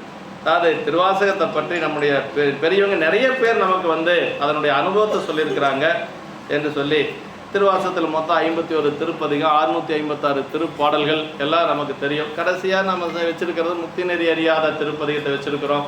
இப்படி மணி என்னாச்சு, நம்ம பாட்டுக்கு பேசிட்டு 8 மணி ஆகிப்போச்சா? சரி, முடிச்சிடலாம். இப்போ அப்படி திருவாசகத்தை அவர் முழுமையாக பாடி முடித்து தில்லையம்பதியில் இருக்கின்ற பொழுது பெருமான் என்ன செய்கிறார் அப்படின்னா, ஒரு புலவர் கோலத்தில் வர்றார். ஒரு புலவராக வாதவருடிகள்கிட்ட கேட்குறாரு, பாவை பாடிய வாயால் கோவை பாடுக அப்படின்னா. அதாவது திருவெம்பாவை தான் பாவை என்று சொல்லுவது. அவன் திருவெம்பாவை அவ்வளவு முக்கியமான திருவெம்பாவை. நீங்கள் எல்லா பதிகம் படிக்க முடியலன்னா திருவெம்பாவை 20 பாட்டை படித்தாவே போதுங்க. ஏன்னா அதில் இறைவனுடைய பெருமை இருக்குது, அடியாருடைய பெருமை இருக்குது. ஆதியும் அந்தமும் இல்லா அரும்பெரும் சோதியை யாம்பாட கேட்டையும் ஆரம்பிக்கிறார் இல்லைங்களா? அதே மாதிரி இறைவனை பற்றி சொல்லுகின்ற பொழுது பாதாளம் ஏழென்கில் சொற்கழிவு பாதமலர் போதார் புனை முடியும் எல்லா பொருள் முடிவே பேதை ஒருபால் திருமேனி ஒன்றல்லன் வேத முதல் விண்ணோரும் மண்ணும் துதித்தாலும் ஓத உலவா ஒரு தோழன் தொண்டருளன் கோதில் குளத்தரந்தன் கோயில் பினா பிள்ளைகால் ஏதவனூர் ஏதவன் பேர் ஆறுற்றார் ஆராயலார். அந்த ஒரு பாட்டிலே எல்லாமே வந்துடுதுங்க. பெருமானுடைய நிலை பற்றி ஓரளவுக்கு எல்லாமே வந்துடுது. அப்புறம் அதில் இன்னும் சொல்கிறார், அடியார்களை பற்றி சொல்கிறார்.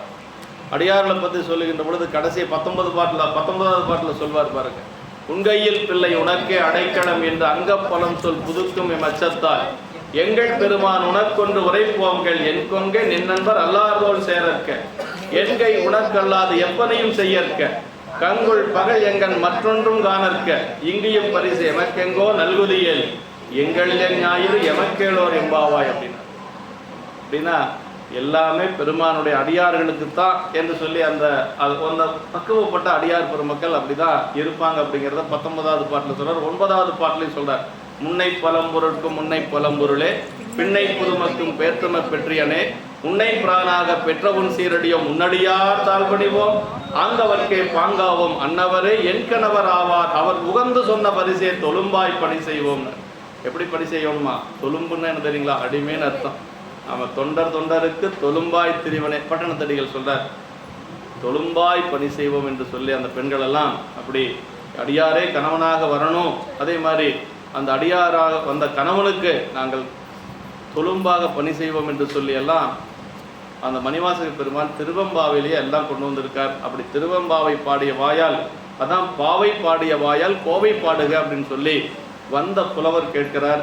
அந்த புலவர் எங்கிருந்து நீங்கள் வரீங்கன்னு சொல்லி வாதவருடிகள் கேட்கின்ற பொழுது பாண்டி நாட்டிலிருந்து நாம் வரோம் என்று சொல்லி, ஏன்னா இறைவனே பாருங்க எத்தனையோ நாடு இருக்குது இந்த தமிழகத்தில், ஆனால் இறைவனே என்ன சொல்றாரு? பாண்டி நாட்டிலிருந்து வரேன்னார். பாண்டி நாடே பழம்பெரும்பதி அப்படின்னு சொல்லி சொல்றாரு.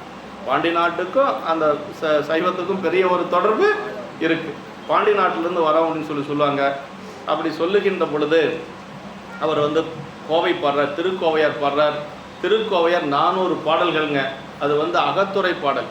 அதாவது இறைவனை, அது தில்லை கூத்த பெருமானை பாட்டுடை தலைவனாக தன்னை ஒரு தலைவியாக வைத்து கொண்டு ஒரு, அதாவது என்ன சொல்கிறது, அன்பினுடைய ஒரு உச்சத்தை பாடக்கூடியது அந்த கோவையார். அது வந்து ஒரு நாடக அமைப்பில் இருக்குது. ஒரு, அதாவது அது எப்படி இருக்குது அப்படின்னா, நான் ஒரு பேராசிரியர் கனக சபாபதின்னு சொல்லி கோவையில் இருக்கிறார். அவர் வந்து நனாவில் ஒரு 2 வகுப்பு தான் நடத்தினார். அந்த 2 வகுப்பு நான் போயிருந்தேன். அதுக்கு பிறகு அவருக்கு உடம்புக்கு சரியில்லை, அதனால் அவர் வர முடியல. அவர் வந்து கோவையார்லேயே பிஹெச்டி பண்ணவருங்க. ஆமாம், நாடக நூல் அப்படின்னா ஷேக்ஸ்பியருடைய நாடக நூலெல்லாம் அதற்கு பிறகு வந்தது தான். ஷேக்ஸ்பியர் ட்ராமான்னு சொல்லும் இல்லைங்களா ஆங்கிலத்தில், அதெல்லாம் வந்து கோவையாருக்கு பின்னாடி வந்தது. அவர் சொன்ன செய்தி நான் சொல்கிறேன். அப்படி திருக்கோவையாரில் வந்து எப்படி அதை படிக்கணும்னா, அந்த பாடல் அமையப்பெற்ற முறை அது வந்து எப்படி இருக்கும் அப்படி தெரியுங்களா? ஒரு ஒரு ஒரு தாய், பெற்ற தாய் இருப்பா ஒரு பெண்ணுக்கு. அதே மாதிரி செவிலி தாயின்னு ஒருத்தி இருப்பா, அது வளர்ப்பு தாய். அந்த அந்த பெண் வந்து கூத்த பெருமான் மேலே அன்பு கொண்டு அவரோட காதல் கொண்டு, அப்படி வந்து காதல் கொண்டு இருக்கிற பொழுது தன்னையும் மறந்து ஒரு சில செயல்களை எல்லாம் அந்த பெண் செய்வா. அதை வந்து செவிலித்தாய் வந்து பெற்ற தாய்கிட்ட வந்து இப்படி இருக்குது அப்படின்னு சொல்லி சொல்லுவது போலவெல்லாம் அமையப்பெற்று இருக்கும் அந்த பாடல்கள். அப்படின்னா மணிவாசக பெருமான் தன்னை ஒரு பெண்ணாக மாற்றி கூத்துடை பெருமானை வந்து ஆணாகவும் வைத்து காதலனாக வைத்து பாடியதான் அந்த திருக்கோவையார் என்று சொல்லி, திருச்சிற்றம்பல கோவையார்னு அதுக்கு பேருங்க. திருக்கோவை அப்படின்னு சொல்லி நம்ம சுருங்க சொல்கிறோம். திருச்சிற்றம்பல கோவையார் அப்படிங்கிறது அதனுடைய முழுமையான பெயர் என்று சொல்லி, அதில் வந்து இப்போ திருவாசகம் எப்படி நமக்கு ஆரம்பித்தது, நமச்சிவாய வாழ்க நாதன் தாழ் வாழ்க இமைப்பொழுது மென்னெஞ்சில் நீங்காதான் தாழ் வாழ்கன்னு ஆரம்பிச்சது.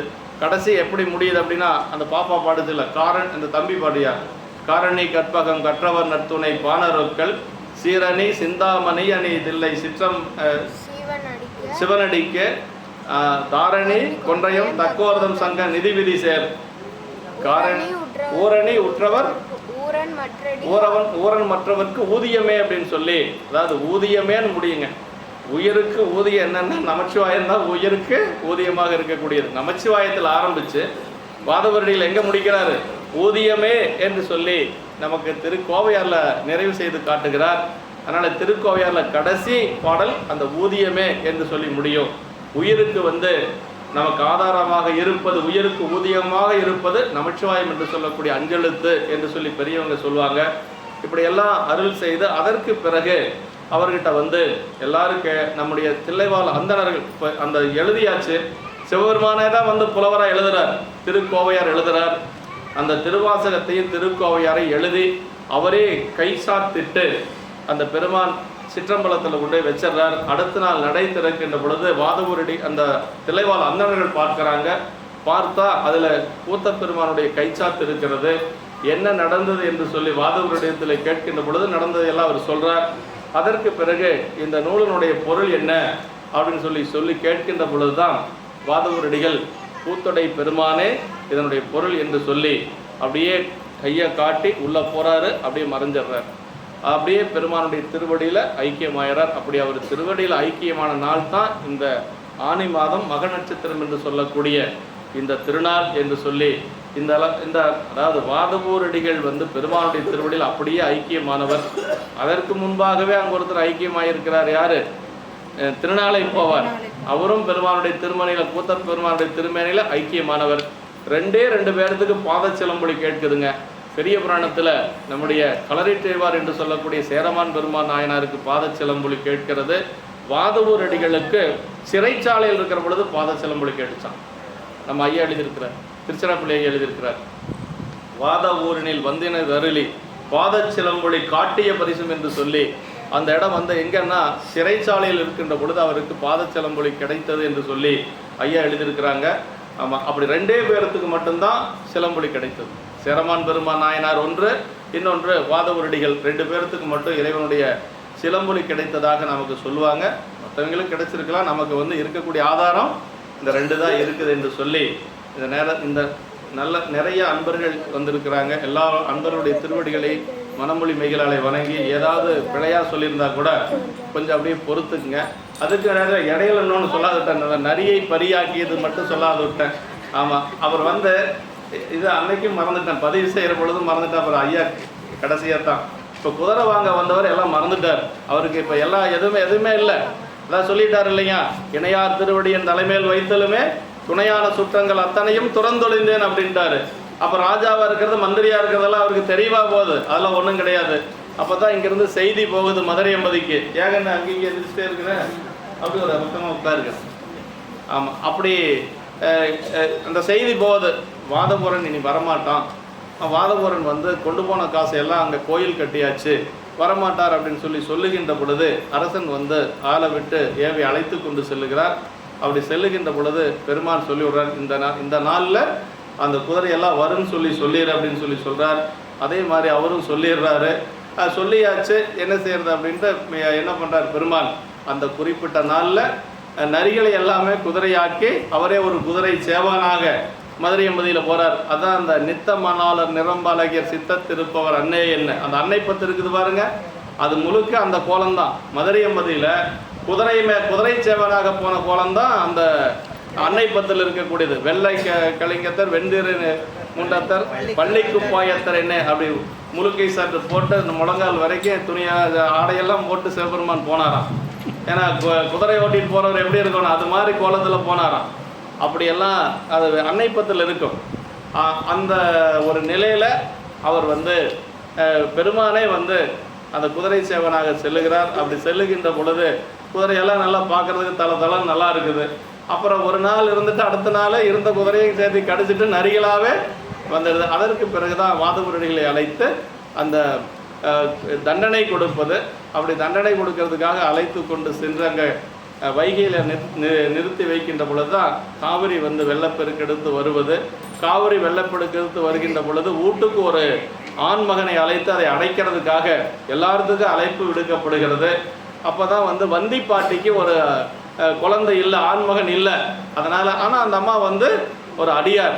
அதனால் அப்போ இவர் சாமி என்ன பண்ணுறாரு, அந்த வந்திப்பாட்டி இருக்கிற இடத்துக்கே கூலின்ட்டு வேலைக்கு ஆள் வேணுமாங்கிற மண்வெட்டி என்னமோ வேலை செய்கிற மாதிரி அப்படி தோலில் போட்டு செல்லுகின்ற பொழுது அம்மா வந்து அவரை அழைத்து என்னப்பா கூலி வேணும்னு சொல்லுகின்ற பொழுது உதிர்ந்த பிட்டுக்கள் தான் கூலியாக வேணும் என்று சொல்ல அம்மாவும் அதுக்கு சரின்னு சொல்ல அவர் வந்து வந்திப்பாட்டிக்கு வேலையாளாக வர்றார். அப்படி வருகின்ற பொழுது அந்த கரையை அடைக்கின்ற பொழுது அவர் எல்லாரும் சரியாக வேலை செஞ்சுட்டு இருந்தாங்க. இவர் மட்டும் வைகையில் அப்படியே ஓடி ஆடி விளையாடிட்டு கொஞ்சம் படுத்திருக்கிறது, எந்திரிக்கிறது, போய் குதிக்கிறது, இந்த மாதிரி எல்லாம் பண்ணிட்டு இருந்ததை பார்த்துட்டு அரசன் கொஞ்சம் கோபம் வந்து அவரை வந்து பிரம்படி கொடுக்குறார். அதான் பிட்டுக்கு அந்த மண் சுமந்து பிரம்படி பட்டார் அப்படின்னு சொல்கிறார். அந்த பிரம்படி சாமிக்கா படம் திரும்ப யாருக்கு பட்டுச்சு, அவருக்கே தான் பட்டுச்சு. அதான் பண் சுமந்த பாடல் பரிசு படைத்தருளும் பெண் சுமந்த பாகத்தன் பெம்மான் பெருந்துரையான் விண் சுமந்த கீர்த்தி வியன்மண்டடுத்து ஈசன் மண் சுமந்து கூலி கொண்டு அக்கோவால் மொத்துண்டு.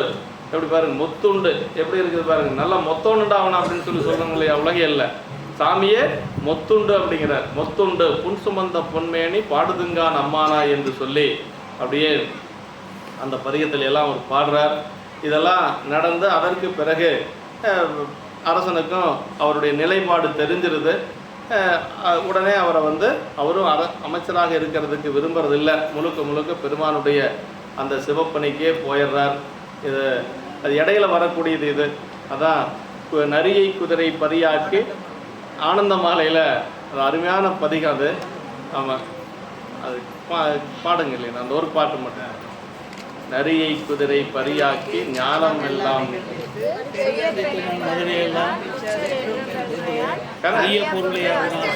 எங்களுக்கெல்லாம் தொண்டையே இல்லை, அந்த ஒரு பாட்டு மட்டும் பாடிடு, இங்கே வந்து பாடிடு, நிறைய செஞ்சிடலாம்.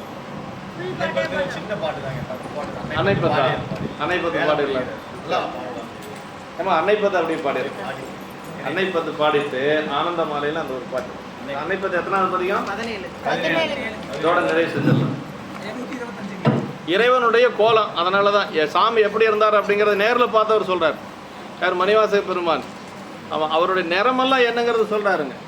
அவருடைய நிறம் வந்து செந்தாமரை காடனைய மேனி தனிச்சுடரே 2 மில்லி தனிய நேர்க்கு அப்படின்னாரு. செந்தாளல் புரல் திரு மேனையும் காட்டி திருப்பெருந்துறையரை கோயிலும் காட்டி நல்லா அப்படி தாமரை மலர் போன்ற உடம்பா அவருக்கு. யாருக்கு? சாமிக்கு. அது எப்படி வந்தார் அப்படிங்கிறத சொல்கிறார். நரிகை குதிரை பரியாக்கி ஞானமெல்லாம் நிகழ்வித்து பெரிய தென்னன் மதுரையெல்லாம் பிச்சதேட்டும் பெருந்துரையாய் அரிய பொருளே அவிநாசி அப்பா பாண்டி வெள்ளமே பெரிய அரிய பரஞ்சோதி செய்வதொன்றும் அறியேனே. சிற்றம்பலம். வேதமொழிய வெண்ணிக செம்மேனிய நாதபரகினரண்ணே என்னும் நாதபரகினர் நான்முகன் மாலுக்கும் நாதரின் நாதனாரண்ணே என்னும் கண்ணஞ்சனத்த கருணை கடலினர் உள் நின்று வரண்ணே என்னும் உள் நின்று உலப்பிலானந்த கண்ணி கருவரானே என்னும் நித்தமனாட விளம்ப அழகிய சித்தத்திருப்பதானே என்னும் சித்தத்திருப்பதன் பெருந்துரை அத்தரானந்தரானே என்னும் ஆடர குணுடை தோல்போடி பூசிட்டோ வேடம் இருந்தவாரண்ணே என்னும் வேடம் இருந்தவா கண்டு கண்டின் உள்ள வாடும் இது என்னே அன்னே என்னும் நீண்ட கரத்த நெறிதரு குஞ்சிய ஆண்டினன் நாடரானே என்னும் பாண்டினன் நாட பரந்தேகு சிந்தையை ஆண்டன்பு செய்வரானே சுத்தரமங்கைய மண்ணுவரின் நெஞ்சில் அன்னே என்றும் மண்ணுவரின் நெஞ்சில் மாலையன் காண்கிறா என்ன அதிசயமன்னே என்னும் வெள்ளை கழிஞ்சத்த செந்திர முண்டத்த பள்ளிக்கு பாயத்தரண்ணே என்னும் பள்ளிக்கு பாயத்த பார்வரி மேற்கொண்டு உள்ளம் ஜகரே என்னும் தாழியருகின சந்தன சாந்தின ஆடெம்மையாளரானே என்னும் ஆடெம்மையாடும் அடிகளதம் கையில் தாளம் இருந்தவரண்ணே என்னும் தையலோர் மங்கின காவத வேடத்த ஐயம்புகுவரானே என்னும் ஐயம்புகுங்கத கோலலும் என்றுள்ள நையும் இது என்னே அன்னே என்னும் கொன்றை மதியமும் குவில மத்தமும் துன்றிய சென்னியரண்ணே என்னும் துன்றிய சென்னியில் மத்தமும் மத்தமே இன்றென காணவரண்ணே என்னும் இன்றென காணவரண்ணே என்னும். இருந்தான். நீண்ட கரத்தை நெறிதெரு குஞ்சியர்னு அப்படியே முடியெல்லாம் நல்லா நெருக்கமாக நல்லா அடர்த்தியாக இருந்துதான் நெறிதெரு குஞ்சியர். அப்புறம் பாண்டி நாட்டு அண்ணே என்ன அப்புறம் சார் பள்ளி குப்பாயத்தை நல்லா அப்படி சாமி வந்து முழங்கால் வரைக்கும் இருக்கிற மாதிரி ஆடையெல்லாம் போட்டு வந்தார். பாரு நேரில் பார்த்தவர் மணிவாசக பெருமான் இல்லையா, அப்படியே பாடியிருக்காரு. இந்த அன்னை பத்து அனுபவிக்க வேண்டிய ஒரு பதிகம். ஆமாம், அதனால் சாமியினுடைய உருவத்தை அப்படியே சொல்கிறார். மற்ற பதிகத்திலே சொன்னார், செந்தலல் புறல் திரு மேனியும் காட்டி திருப்பெருந்துறையுரை கோயிலும் காட்டுங்கிறார். பெருமானுடைய மேனி என்ன அழகு அப்படின்னா, அப்படி தாமரைக்கு ஒரு செந்தாமரை பூத்திருந்தா எப்படி இருக்கும் ஒரு காடு, அது மாதிரி அவனுடைய திருமேனியா அப்படின்னா நல்லா அப்படியே ரோஸ் கலரில் இருந்துருப்பானாட்டு பெருமான். அவர் பார்க்குற பொழுது அவன் நம்ம கருப்பு வண்ணமெல்லாம் போடக்கூடாது, கண்டத்துக்கு மட்டும்தான் கருப்பு, நீளம்தான், அது கருப்பு கிடையாது, கண்டத்துக்கு மட்டும்தான் நீளம், மற்ற உடம்பெல்லாம் அப்படி ரோஸ் கலரில் இருப்பாரான் பெருமான். பள்ளி குப்பாயத்தர் அப்படின்னாரு. நீண்ட கையை, அரசர்களுக்கு கை நீளமாக இருக்கும், சாமிக்கு கை நீளமாக இருக்கும். போன வாரம் நம்ம பார்த்தோம் இல்லையா, நீண்ட செங்கையால் தடுத்தம்பார். இது மெய்ப்பொருள் நாயனார் பணத்தில் வருது. அதனால் அருமையான பதிகம் அது அன்னை பத்து. கடைசியாவது ஞாபகம் வந்தது. நிறைய எல்லாமே நல்ல பதிகம் தான், எத்தனை சிந்திக்கிறது நாம். அதனால் நேரம் கிடைத்த நேரத்தை நம்ம பயன்படுத்தி இருக்கிறோம். இதனால எல்லா அடியார்களும் இவ்வளோ நேரம் அமைதியாக இருந்து குருபூசை வந்து நம்ம அதாவது ஒரு மகிழ்ச்சியாக அனுபவித்தோம் அப்படிங்கிற ஒரு நிறைவு இருக்குது. அதனால் வந்து எல்லா அடியார்களுக்கும் அன்னம்பாளிப்பு தயாராக இருக்குது. அன்னம்பாளிப்பு எடுத்துகிட்டு தான் போகணும். மூர்த்தி கிட்ட இன்னும் 2 தோசைகள் சேர்த்து ஊற்ற சொல்லுங்க. கோத்தப்பாடி முருகேசி வந்துருக்கு. ஆமாம், கோத்தப்பாடி முருகேசி வந்துருக்கு. முருகேசையா வந்திருக்கு. ஆமாம், அண்டமுழுடைய இது சொல்லி ஆகணும். வாங்க அம்மா வர சொல்லுங்க. அண்டமுழுடையார் திருக்கோயிலுடைய 4 அறக்கட்டளையில் 4 பேர், அதில் ஐயா ஒரு முக்கியமான என்ன ஒரு சிறப்புனா, அதாவது இறைவனுக்கு எல்லாரும் தொண்டு செய்வாங்க. கோயில் கட்டுவாங்க, செங்கல் வாங்கி கொடுப்பாங்க, மணல் வாங்கி கொடுப்பாங்க, கருங்கல் வாங்கி எல்லாம் பண்ணுவாங்க. நாயன்மார்கள் மூலவ திருமேனி ஐயா தான் பண்ணார் அந்த கோயில். இப்போ உற்சவ திருமேனி பண்ணுறாருங்க. உற்சவ திருமேனி 63 நாயன்மார்களுக்கு செய்கிறார். அதெல்லாம் ஐயாவே பொறுப்பெடுத்து செய்கிறார். அந்த திருமேனி வச்சு அப்படியே கவுந்தப்பாடிக்குள்ள அப்படியே சாமி வளம் வரணுமா 63. அதனால் அதுக்கு ஒரு தேரும் செய்கிறார். ஒரே தேர் 63 வச்சு கொண்டு வருது. என்னங்க பேர்? ஐயா பேர் முருகேஷ் ஐயா. அம்மா மஞ்சுளாம்மா. நான் ரொம்ப நாளாக பழக்கம், எனக்கு பேர் தெரியல. அதனால மஞ்சுளாம்மா, முருகேஷ் அவங்க பொண்ணு 2 பேர் எல்லாரும் வந்திருக்கிறாங்க இன்னைக்கு. ரொம்ப நாளாக சொல்லிட்டு இருந்த முருகேஷ் ஐயாட்ட இந்த மாதிரி வாங்க அப்படின்னு சொல்லி இன்னைக்கு வந்திருக்கிறாரு. அதனால நம்ம திருக்கூட்டத்தினுடைய சார்பாக அவங்களுக்கு வந்து சிறப்பு.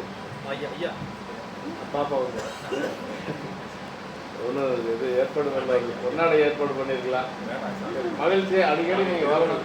பாப்பா வந்து அவங்க சின்ன பொண்ணு, பெரிய பொண்ணுக்கு திருமணம் ஆகி 2 குழந்தைங்க இருக்கிறாங்க. வந்திருக்கிறாங்களா? வாய்ப்பு பெருமாள் ஏற்படுத்தி அது மறந்து நாளைக்கு வந்து ஐயா வந்து ஒரு என்னன்னா ஐவர் குரு பூஜை தான் அங்கே சிறப்பாக நடக்குது. எல்லா குரு பூஜையும் நடக்குது. அதில் ஐவர் குரு பூஜைக்கு என்ன செய்கிறாங்கன்னா, அங்கே வந்து பதிகம் வந்து இசையோடு பாடணும்னு ஆசைப்பட்டாங்க. அது முதல்ல ஞானசம்பந்த பெருமானுடைய குரு பூஜைக்கு கல்யாண சுந்தர ஓதுவார் வந்திருந்தார்.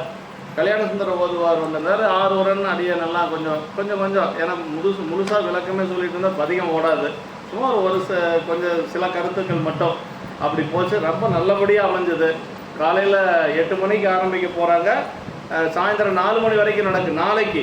நாளைக்கு வந்து மணிவாசக பெருமானுடைய குரு பூஜை வந்து இன்னைக்குன்றது நாளைக்கு 11 மணி வரைக்கும் இருக்குது.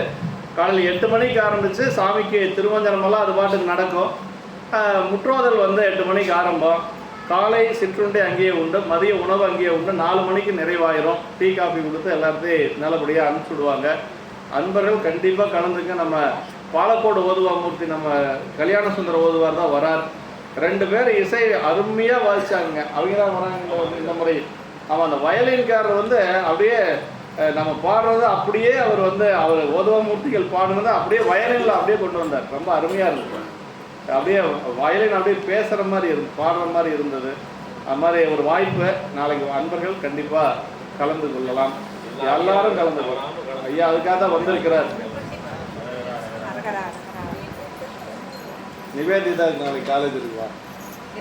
ஆனால் இங்கே நனாவில் குரு பூஜை முடிச்சுட்டு நீங்கள் அங்கே வாங்க. மதியம் முடிச்சுட்டு அங்கே வந்துடுங்க. உணவுக்கு அங்கே வந்துடுங்க நீங்கள் மகேஸ்வர பூஜைக்கு.